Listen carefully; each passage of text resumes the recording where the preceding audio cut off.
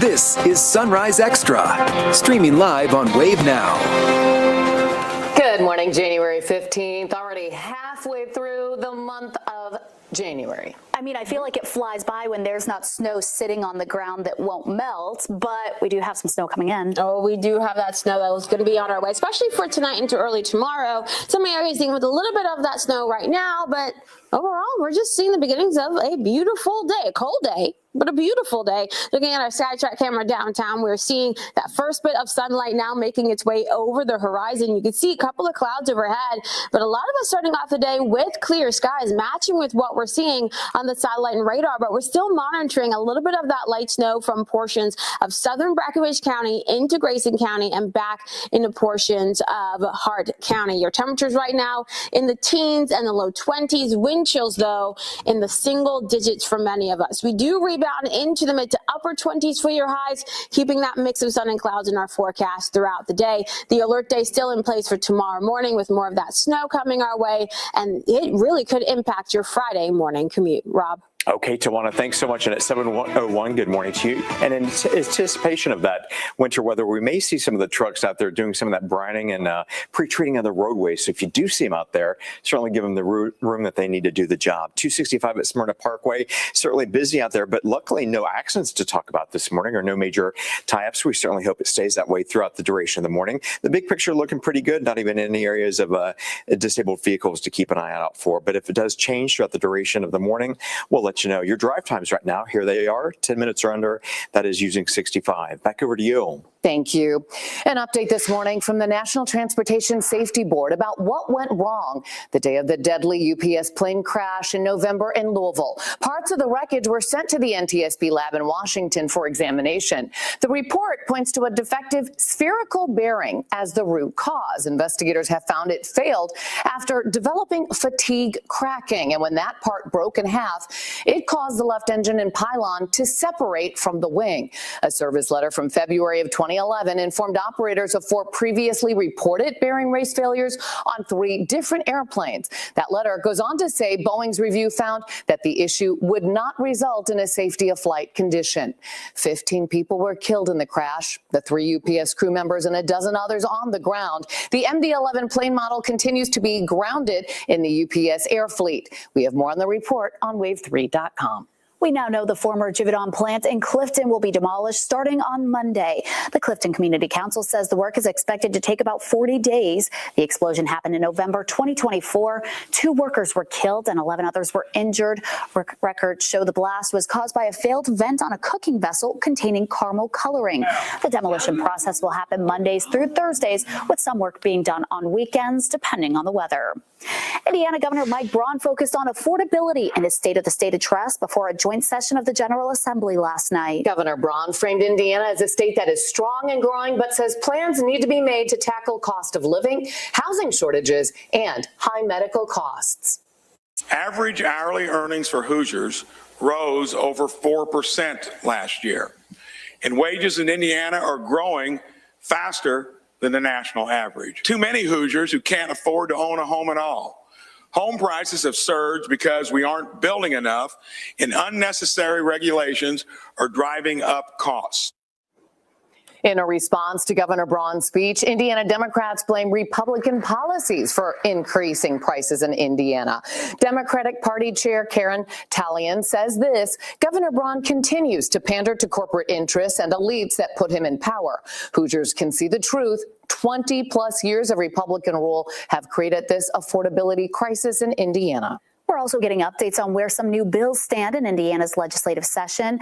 One bill Indiana lawmakers are set to consider is a law requiring convicted felons to be present in the courtroom for victim impact statements. Supporters of Senate Bill 9 say it's designed to give more closure to grieving families. Defendants would only be excused if they present a safety risk or cause a significant disruption. The bill cleared its committee and now heads to the full Senate. A bill to address doxing is also moving out of committee and to the full Senate. Doxing is when a person knowingly or intentionally posts personal information of a targeted person as an online threat.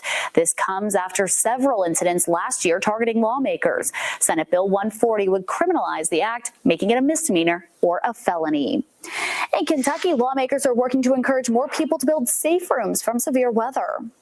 A new bill filed this week would create a rebate program to help homeowners afford to build or install safe rooms. Let's go back to Rob with a look. Rob? Hi, Shannon. Under that bill, eligible homeowners may get a rebate equal up to $5,000. Now, to qualify, safe rooms must meet or exceed FEMA's nationally recognized standards, and homeowners must agree to open their safe rooms to others in the community during emergencies. The legislation also directs the state to maintain a list publicly of available safe rooms. I spoke with the senator proposing the move at this year's Kentucky legislative session.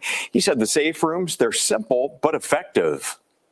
This may be 10 by 10, so you could accommodate, maybe a dozen people or so.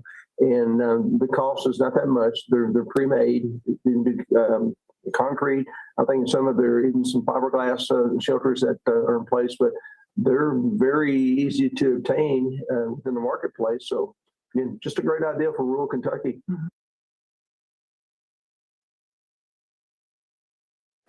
And Senator Emeritus said that last year's strong storms across the Commonwealth are a big factor why he's bringing this up during the current legislative session. He said that while similar safe room initiatives have been discussed in Indiana for years, it's the very first time here in the state of Kentucky. Shan, back over to you. Thank you. Another bill we're watching could impact how you renew your driver's license. This bill would give county clerks, the sheriffs, or judge executive offices the power to renew a license. Right now, people have to go to a regional driver's license office for renewal. And last year, there were many long lines at regional offices because of a software issue and also the Real ID deadline. If this is passed, the bill would add a $25 fee for renewals, so counties are not picking up the tab. The continued debate over whether data centers belong in local communities was the central topic for a forum in Louisville.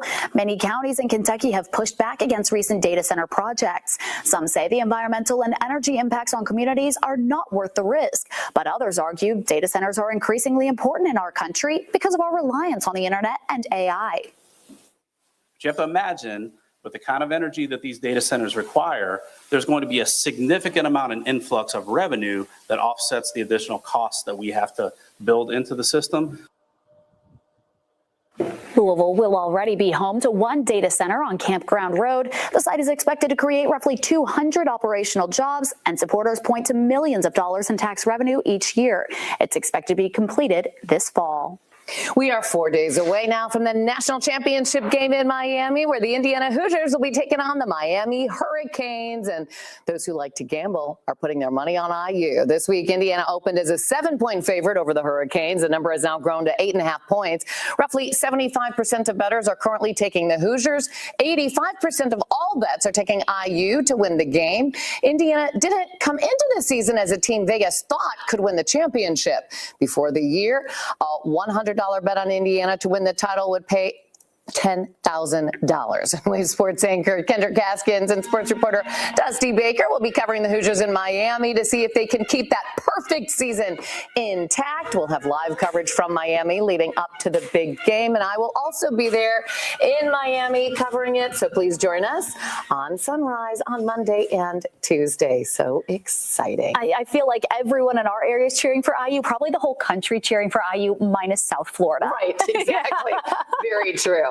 Well, a new way to get your creative juices flowing. We're talking about glass blowing. How you can make your own piece of art for your home. Next.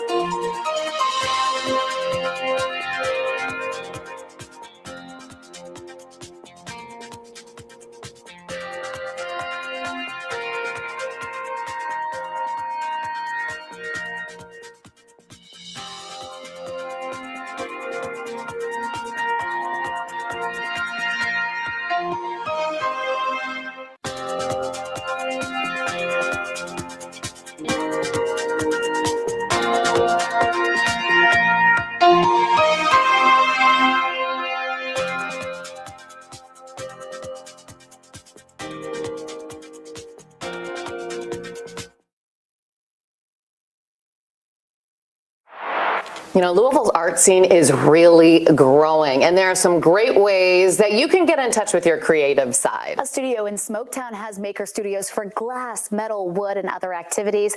They say their goal is to become a hub for local creatives, no matter the skill level. Wave News reporter Marissa Burke has more from Acme Artworks.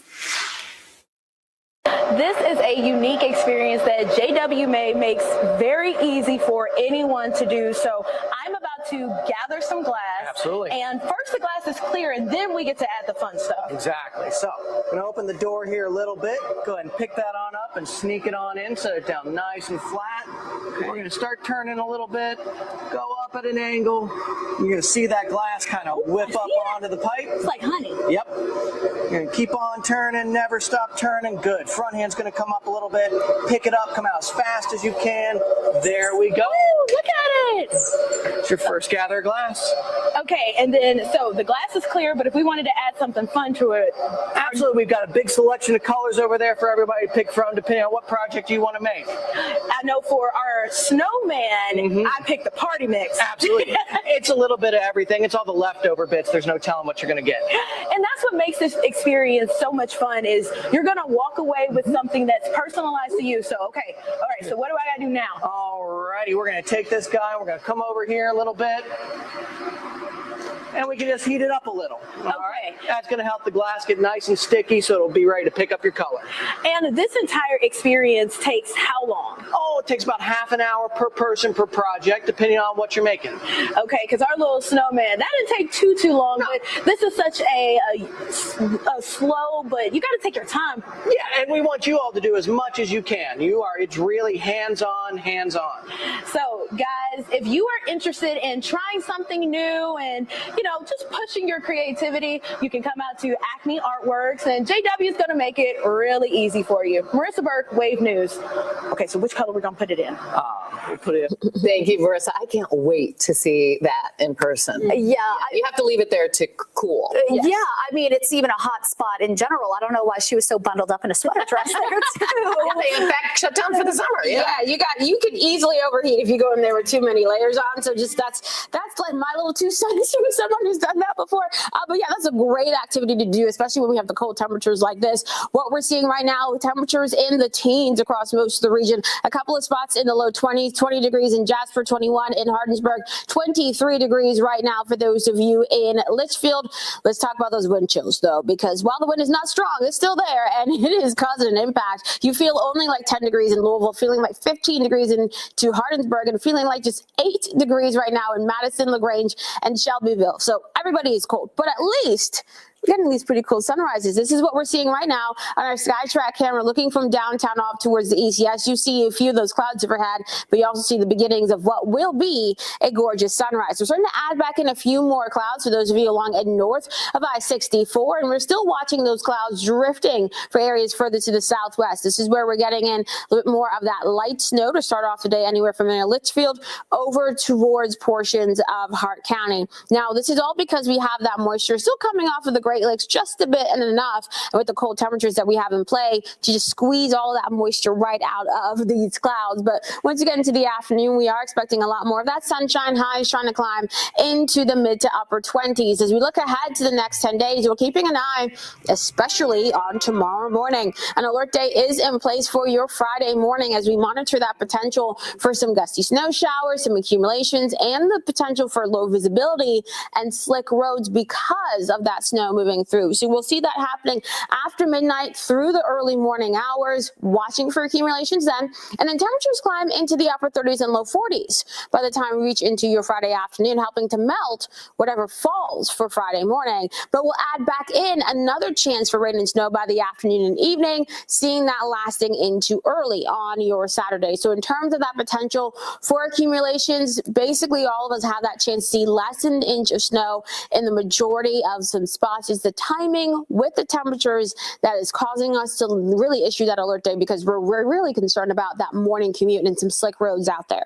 We get into your Saturday, additional rounds of some snowfall in your forecast as we see yet another system moving through for your Saturday.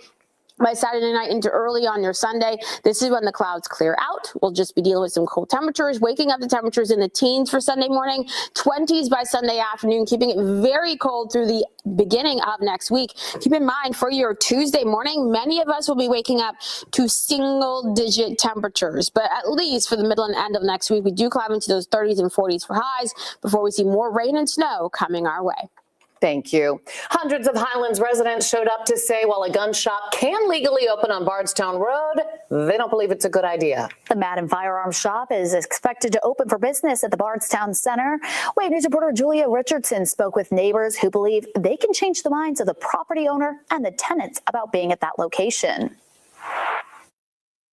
It's not illegal to have a gun store. It's just not something that we don't feel it's a safe location. Highlands residents packed the cafeteria at Assumption High School Wednesday night, hoping to understand what more, if anything, can be done about Madden Firearms coming to Bardstown Road. I think it's at least worthy, if it doesn't give us any legal leverage, it is at least worthy to be informed about the safety considerations. Julie Purcell has lived in the Highlands for 20 years. It's documented that homicides and suicides increase when there's a gun store in a neighborhood. It's documented that crime increases. And sadly, it's documented that the number of teens who will illegally carry a gun to school increases. Some Metro Council members also share residents' concerns. I think the question is this appropriate? We have, as a society, decided that there are some businesses that shouldn't be near institutions that serve children in neighborhoods. While neighborhood associations took surveys that said most residents in the Highlands are against the gun shop, some say they don't see the issue. You can't buy a gun from a gun store unless you're over 18 years old. If you buy a gun from a gun store, you have to present an ID. You have to pass a background check right there. That's Kentucky law and it's federal law. I don't see why these people are upset. Both the building's landlord and the owner of the gun store were invited to Wednesday's meeting and did not show up. Now, residents hope they can convince those two people, the only ones who have the power to reverse the decision, to do so. We cannot take this quietly, and I think we have soft power if we don't have hard power. So I'm curious, if, by a show of hands, how many people would be willing on a Saturday afternoon to spend a couple of hours standing in their parking lot or on their sidewalk with signs with all the good information we've got tonight about why this is such a problem?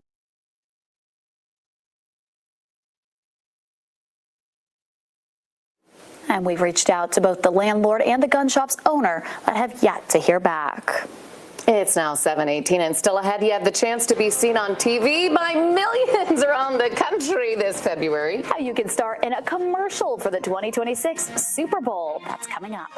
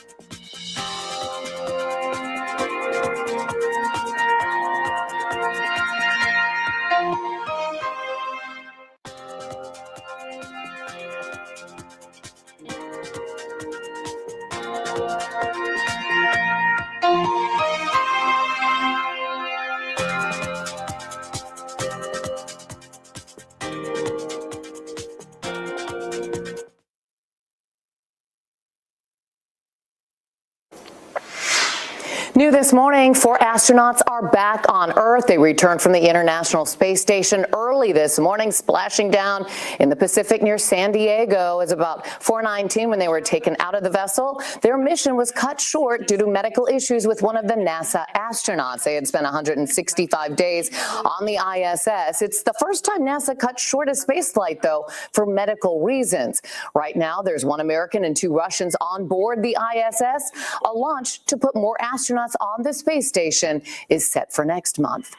2 new names will have their banners hoisted as part of the 2026 Hometown Heroes 2.0 class. George Rogers Clark, the founder of Louisville, and this man, actor Conrad Bachman, are this year's honorees. He's so funny.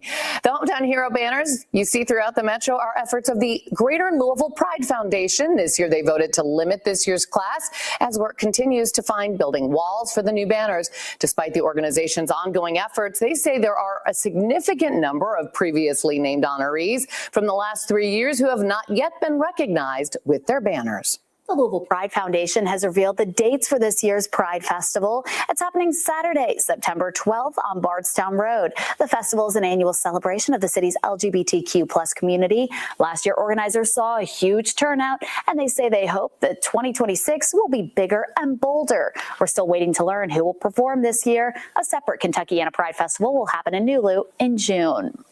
This could be your chance to star in a Super Bowl commercial. Skittles is holding a contest that'll result in a live ad from the winner's house during the big game. The lucky homeowner will have Skittles delivered by movie star Elijah Wood. For more information and how to enter, go online to followtherainbow.com. A potential winner will be notified on or around January 21st. Cinemark's Bring Your Own Bucket popcorn is back. It lets movie fans fill up any container with popcorn. That includes bags, purses, or coolers. There's a 400-ounce limit, though, which is about 3 gallons, but that's still pretty big. And since Cinemark is teaming up with Lowe's for the promotion, you'll be able to bring in a blue 5-gallon Lowe's bucket. The 3-gallon limit would be waived for that one, of course. So if you don't have buckets, you'll still be able to get any size popcorn for $5. That deal is set for January 18th and 19th, which would be National Popcorn Day. Imagine all that movie theater popcorn. Oh my goodness. I love it. I want some. Yeah, you should go get it. You love extra butter. Yeah. We'll be right back.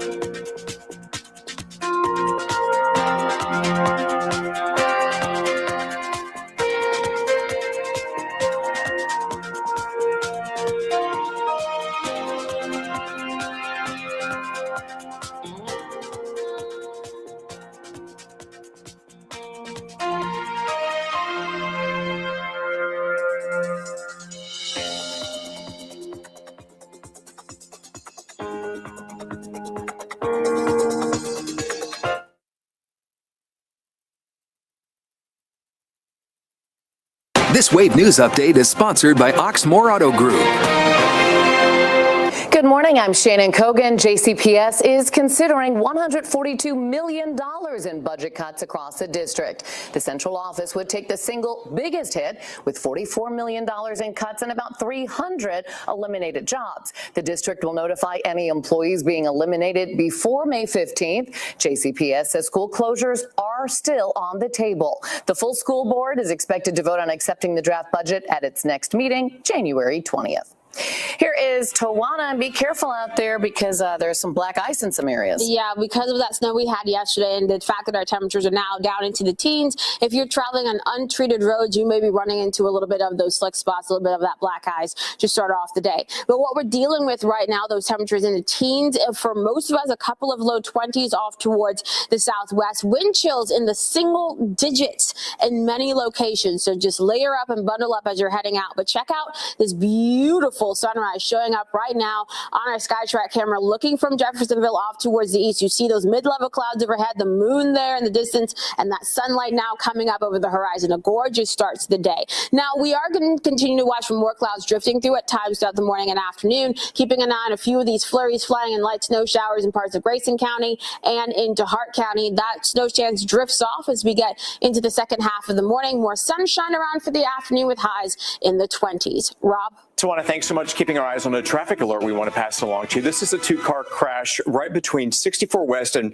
Blankenbaker Parkway near Hurstbourne Lane. So traffic is back-to-back in that area. You're going to really want to watch your speed out there. As we said, some of the roads may be getting a little dicey with some of the patchy areas of ice, so make sure you watch out. Otherwise, the big picture looking pretty good right now. We'll see you in another 25 minutes from now.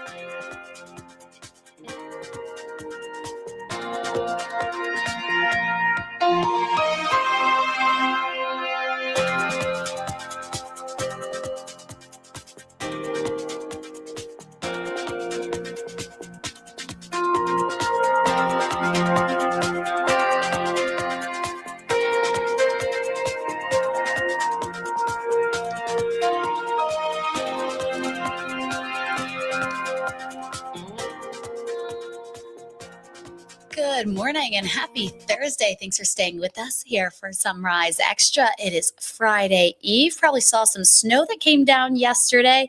We're expecting more in our forecast in the days to come. So be ready for all of that. Tawana has been tracking that, staying on top of that with our entire weather team. So make sure you download that Wave Weather app and we'll keep you updated on that. Meanwhile, JCPS leaders continue to look for solutions for the district's financial issues. Now, some are facing the possibility of losing their jobs as the district may decide to continue with hundreds of job cuts. Superintendent Dr. Brian Yearwood's proposal would cut $142 million across the district. The central office would take the single biggest hit with $44 million in cuts and about 300 eliminated jobs. Other major cuts include $41 million from the school budget funds that are not directly tied to student instruction and $30 million from ongoing union negotiations. JCPS says any employees in roles that are being eliminated will be notified before May 15th. This is a time that, are affecting employees negatively, employees that have given us their heart, soul, and 100%. And it's tough. This is a very difficult time, but we have to keep the 93,000 students in mind with our decisions going forward. JCPS says school closures are still on the table. The full school board is expected to vote on accepting the draft budget at its next meeting on January 20th. The flu activity remains high in Kentucky, and as a result, Trimble County Schools is canceling classes for the rest of the week. The district says a number of people are reporting being sick. Students were already off Monday for MLK Day, so classes will resume on Tuesday. Data from the CDC shows they're seeing the highest levels of people going to the doctor for fever plus a sore throat or cough in nearly 30 years. Kentucky lawmakers are making new efforts to prevent children from becoming victims of predatory behavior. House Bill 4 aims to make grooming a minor a criminal offense. The bill says grooming is when an adult establishes an emotional connection with a minor to facilitate acts of sexual misconduct. State Representative Marianne Proctor says this bill will hold those people accountable. Grooming is not something that you just get caught up in. It is a decision that you make to inflict harm on children. And in the Commonwealth, I'm glad we're going to be one of 13 states that will have protections for our minors. Our most valuable assets are our children. The bill does not prevent someone from communicating with a minor for legitimate purposes. That could be school employees, doctors, law enforcement, and age-appropriate conversations about human sexuality. A woman charged with shooting and killing another woman outside of a McDonald's in Louisville on New Year's has appeared in court this week. Her attorney says LMPD's arrest report leaves out some key details about what happened. Wave News reporter Fernanda Garcia-Franceschini has more. On Tuesday, police said they arrested Shoshana Jones after they say she shot and killed Mayra Rodriguez Munoz at the parking lot of the McDonald's behind me on East Market Street on New Year's Eve. Jones appeared in court on Wednesday, but her attorney says police are leaving key details out of what happened. According to police, Shoshana Jones was upset a child hit her car door in the parking lot outside the McDonald's on East Market Street. Police say Jones then began yelling at the child, and the child's mother, Lorraine Peña Bolaño, got involved. Police say Jones then pulled out a gun, which prompted another woman, Mayra Rodriguez Munoz, to come out of the car to intervene. The arrest report states Jones then shot Rodriguez Munoz. Jones is charged with murder, robbery, and being a felon with a gun. She made her first court appearance on Wednesday, and her attorney says LMPD has left some important details out of the story, including that the person who hit Jones's car was not a child. These are young adults, okay, that are going to be hitting that 18 pretty soon. Okay, and they were approaching her, all three of them at the time of this shooting. It's one shot, okay, and she was there for a lawful purpose, eating her food when these people came up and the incident began. Jones's bond was set at $500,000. Her attorney argued it should be reduced to $25,000, saying Jones surrendered voluntarily and that she has a steady work record. Judge, she has multiple children, a huge family here in Louisville. She's got significant contacts. I think $1 million bond is preposterous. I think $500,000 is preposterous. The judge decided to keep her bond at $500,000. Jones is also prohibited from having contact with any McDonald's and with the families of the two other women involved. Jones's attorney says she didn't know any of the three other people who were in the other car. He says there will be a lot more details about what happened that will come out when they go back to court. That date is January 26. Fernando Garcia-Franceschini, Wave News. And we'll continue to keep you updated as that case moves through the legal process. LMPD says its new drone program is producing results that keep Louisville safer. The department says a drone helped stop a domestic violence suspect from getting away. This is video from a domestic violence call on Hopedale Way in Valley Village last month. Police say the suspect took off before officers arrived, but officers had the drone in the air within minutes and it tracked the man down. Once he realized he was being followed, he surrendered. LMPD says the new technology is being used in similar situations across the metro. Today, a group of community leaders is kicking off a week of celebrating the life of Dr. Martin Luther King Jr. They're calling it the Peace Begins With Me campaign. It starts with a peace rally at the New Jerusalem Apostolic Church at noon. Organizers say they want to see the same change that MLK Jr. dedicated his life to. We have tried everything, but it's not working. We still have murders. We still have families separated. We need to bring the families together. That's what Dr. Martin Luther King would want us to do today. Stop the killing, start the loving, come together. Leading up to MLK Day, there will be a prayer breakfast on Saturday at the King Solomon Missionary Baptist Church and a motorcade on Monday. We're going to take a quick break. We'll be right back with more of your top national headlines in just 2 minutes.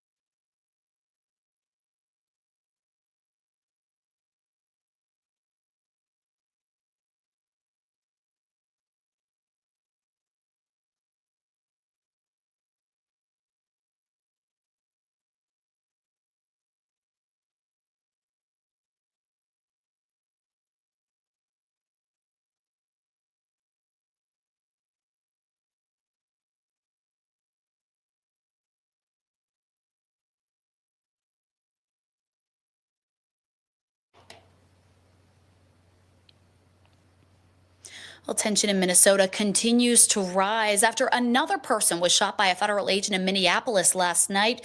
The Department of Homeland Security says it started as a traffic stop of a Venezuelan man who was in the country illegally. They say he initially ran away after being pulled over. Homeland Security says 2 people then came to defend the man by attacking officers with a snow shovel and a broom handle. During the fight, the officers shot the Venezuelan man in the leg. Protests erupted after the shooting, with agents using pepper balls and tear gas on protesters. Minneapolis's mayor says ICE needs to leave the city to prevent more incidents like this. ICE can leave and this massive deployment can come to an end. We have filed litigation to hopefully make it so. And at the same time, I'm deeply concerned that we don't have that kind of time. This is already the 2nd shooting that we've had in a week. People are scared. The atmosphere is tense, but again, there is another option. We can stop going down this route together. Both the officer and suspect are in the hospital with the 2 other people in custody. This incident comes in the wake of last week's fatal shooting of Renee Good by an ICE officer. On this Senate vote, Republicans the yeas are blocked an effort to curb the Trump administration's military actions in Venezuela on Wednesday. Vice President J.D. Vance had to make the trip to Capitol Hill to cast the tie-breaking vote. The measure would have forced the Trump administration to seek congressional approval for further military force in the country.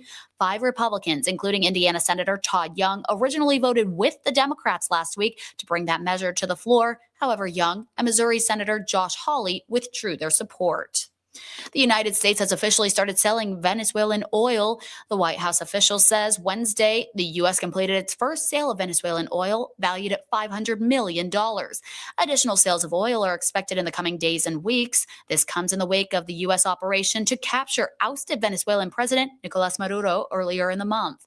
In the days following, President Trump made clear that he planned to tap into the country's vast oil reserves. The president said the industry would invest at least $100 billion to rebuild Venezuela's energy sector. President Trump will welcome Venezuelan opposition leader and Nobel Prize winner Maria Corina Machado to the White House today. The visit comes after the president declined to endorse her after the U.S. capture of Maduro. Maduro's vice president, Delcy Rodriguez, is currently leading Venezuela. President Trump announced last week that he was canceling a second wave of attacks on Venezuela in light of the country's cooperation with the U.S. and its release of political prisoners. President Trump has always been vocal in his desire to own Greenland, but that country's officials say no thank you. Those talks came to a head Wednesday as diplomats from Greenland and Denmark met with U.S. officials at the White House. NBC's Melanie Zanona has the latest. Greenland is not for sale.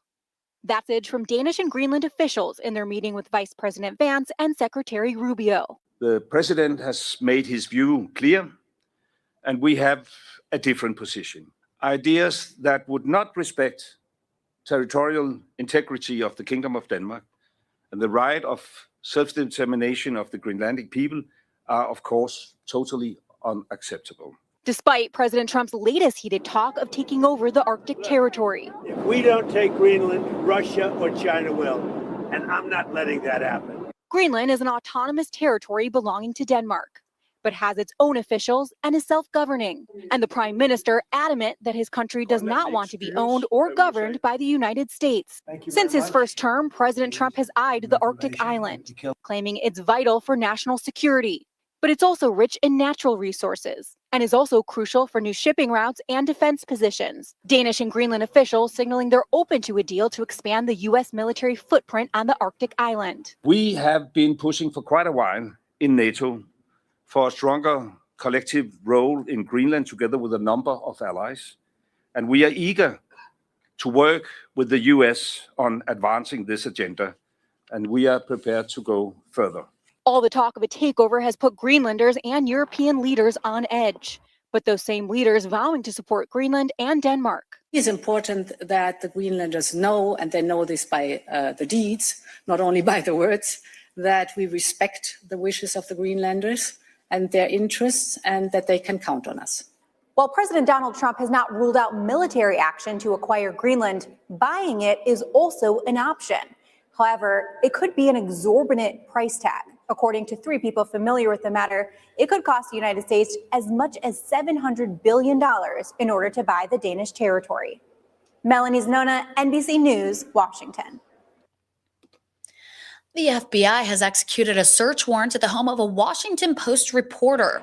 The reporter's name is Hannah Nathanson. Last month, she wrote a piece about tips that she received from hundreds of federal workers claiming they were impacted by President Trump over the past year. Nathanson claims to have more than 1,100 contacts in the government who have talked to her. The agent seized her phone and 2 computers. The reason behind it, Attorney General Pam Bondi says that Nathanson was reporting classified data obtained from a Pentagon contractor. According to the Post, the raid at Nathanson's home was part of a larger investigation into a system administrator in Maryland. That administrator is facing charges for taking home classified documents. Several survivors of Jeffrey Epstein say they haven't been protected in the Justice Department's release of files relating to the late convicted sex offender. On Wednesday, a group of 19 survivors sent a letter to the DOJ's Office of Inspector General criticizing the agency's redaction process. The survivors say in some cases, the DOJ didn't conceal names and identifiers of those involved. The letter asks the Inspector General to review how already released files were redacted, as well to oversee the future release of Epstein documents. Justice Department officials have said it is doing the work to make sure victims' identities are shielded as required by law. We're going to take a quick break. We'll be right back with some sports headlines right after this.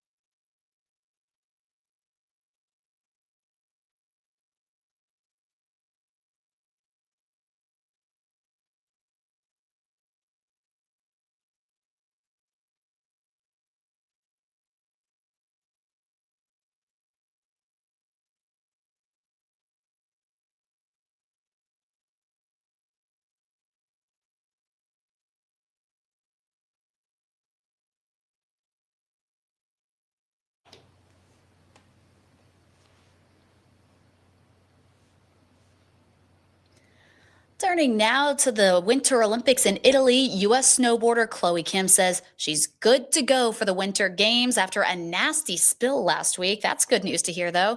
Kim suffered a torn labrum in her shoulder when she fell during practice for an event in Switzerland. At the time, the 25-year-old said she wasn't sure she'd be able to make this year's Games. However, an MRI scan on Friday revealed the injury was not as bad as she first feared. Kim is aiming to become the first woman to win 3 consecutive Olympic gold medals in the snowboard halfpipe next month. We are cheering her on. At the same time, Winter Olympics organizers say Livigno will be fully prepared to host snowboarding and freestyle skiing events for the Games. The areas need large quantities of snow to build the halfpipe and jumps. Last month, the International Ski Federation president raised concerns about whether the venue would have enough snow in time for the Games. However, the local officials say things are on track. Right now, we are over the 80% of the snow production, and we are, according to the plan that it is to complete the snow production by the 20th of January, we are ahead of the schedule. So very good. Great news there. Organizers are planning to test the venue sometime later this month. And once again, WAVE is your official station for the Olympics. We'll have full coverage of the 2026 Winter Olympics in Milan and Cortina, starting with the opening ceremonies on February 6th. And looking ahead to the Summer Games, actually, looking Right ahead now, to that, we are the over the Olympics still a couple of years away from LA, but that lottery for tickets for the events is still open. So right now it's only open to residents of Los Angeles and surrounding counties, which is where a majority of those events will take place. The only exceptions are for softball and canoe slalom, which will take place in Oklahoma City. So people there can enter for a chance to buy tickets to those events. I am familiar with that Oklahoma City softball venue there. It's probably the best venue in the country for an event like that. So it is free to enter that lottery, but actual tickets for the event don't go on sale until the spring. Buyers will need to create a profile on la28.org. The 2028 Summer Olympics are scheduled to take place starting July 14th of 2028. Looking now to basketball, Kentucky's men's basketball back in action on the road at LSU, trying to win their second straight SEC game after starting conference play winless through 2 games. The Cats started slow in this one as they saw themselves down 14 just 10 minutes into the game. The lead for the Tigers continued to grow, taking a 16-point lead into halftime. But coming out of the half, the Tigers scored first, growing their lead up to 18. And that's when the Cats started to crawl back. With just 5 minutes left in the game, the Tiger lead down to just 1. And UK took their first lead of the game with 4 minutes to go. After Otega-Oweh missed 1 free throw and LSU missed 2, the Cats were down just 1. And it all came down to this. With the chance for a big guy to come up and catch the ball. Long throw in, caught by Marino, the jumper, got it! The Cats come back to win!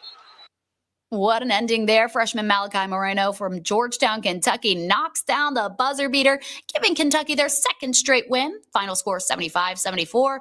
They'll take the court again Saturday in Knoxville at noon.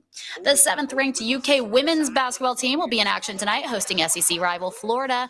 Tonight marks the program's annual We Back Pack game, which aims to bring awareness to research, care, and education about Alzheimer's disease. The game will focus on highlighting the effects of the disease and those who actively fight it in the community. The always fun mascot scrimmage will also be happening tonight at halftime. The Wildcats enter this game with a 16-2 overall record in the season, and they look to stay perfect at historic Memorial Coliseum through 10 games. Tip-off is at 7 o'clock. It'll be on ESPN+.